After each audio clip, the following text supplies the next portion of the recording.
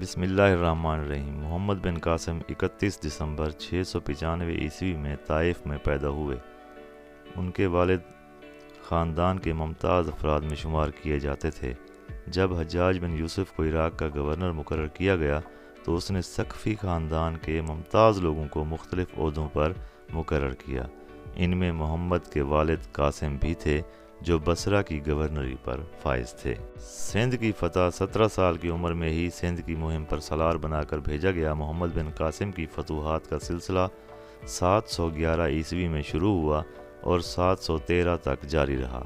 انہوں نے سندھ کے اہم علاقے فتح کیے اور ملتان کو فتح کر کے سندھ کی فتوحات کو پایۂ تکمیل تک پہنچایا، لیکن شمالی ہند کی طرف بڑھنے کی خواہش حالات نے پوری نہ ہونے دی۔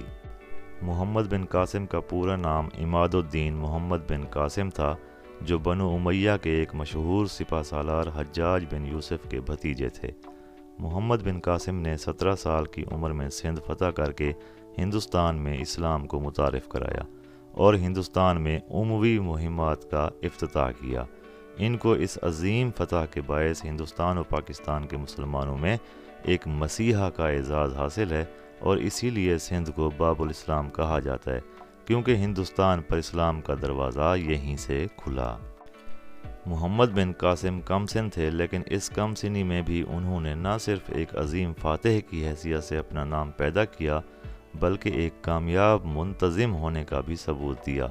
انہوں نے تقریباً 4 سال سندھ میں گزارے، لیکن اس مختصر عرصے میں انہوں نے فتوحات کے ساتھ ساتھ سلطنت کا اعلیٰ انتظام بھی کیا اور سندھ میں ایسے نظام حکومت کی بنیاد ڈالی جس نے انصاف کے تمام تقاضوں کو پورا کیا۔ محمد بن قاسم نے اپنی صلاحیتوں، جرات اور حسن تدبر و اخلاق کے باعث ہندوستان میں جو کارنامے انجام دیے وہ قابل ذکر ہیں۔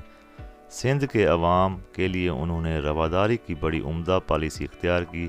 محمد بن قاسم کی سندھ کی فتح سیاسی، معاشرتی، مذہبی اور عملی ہر اعتبار سے بے شمار اثرات کی حامل تھی۔ محمد بن قاسم ایک نوعمر نوجوان تھے۔ اس کم عمری میں انہوں نے سندھ کی مہم پر سپہ سالار کی حیثیت سے جو کارنامے انجام دیے وہ ان کے کردار کی پوری طرح عکاسی کرتے ہیں۔ وہ زبردست جنگی قابلیت اور انتظامی صلاحیتوں کے مالک تھے۔ ان کی ان صلاحیتوں کے ثبوت کے لیے سندھ کی مہم کی کامیابی ہی کافی ہے۔ ان کے اخلاق و کردار کا اندازہ اس بات سے بھی لگایا جا سکتا ہے کہ ایک غیر قوم ان کی گرویدہ ہو گئی تھی۔ سندھ کے عوام ان سے حد درجہ چاہت کا اظہار کرنے لگے تھے۔ محمد بن قاسم جب سندھ سے رخصت ہونے لگے تو سارے سندھ میں ان کے جانے پر اظہار افسوس کیا گیا۔ ان کی وفات پر شہر کیرج کے ہندوؤں اور بدھوں نے اپنے شہر میں ان کا ایک مجسمہ بنا کر اپنی عقیدت کا اظہار کیا۔ محمد بن قاسم سندھ کی فتوحات میں مصروف تھے۔ ادھر اموی خلفاء کی تبدیلی کا عمل جاری ہو گیا اور مختلف جو خلیفہ تھے ان کے بعد سلمان بن یزید جو سندھ کا والی بنا کر بھیجا اور حکم دیا کہ محمد بن قاسم کو گرفتار کر کے بھیجو۔ محمد بن قاسم کے ساتھیوں کو جب ان کی گرفتاری کا پتہ چلا تو انہوں نے محمد بن قاسم سے کہا، ہم آپ کو اپنا امیر جانتے ہیں۔ المختصر 7 ماہ کی صعوبتیں جھیلنے کے بعد 19 سال کی عمر میں 18 جولائی 715 کو وہ اس دنیا سے رخصت ہو گئے۔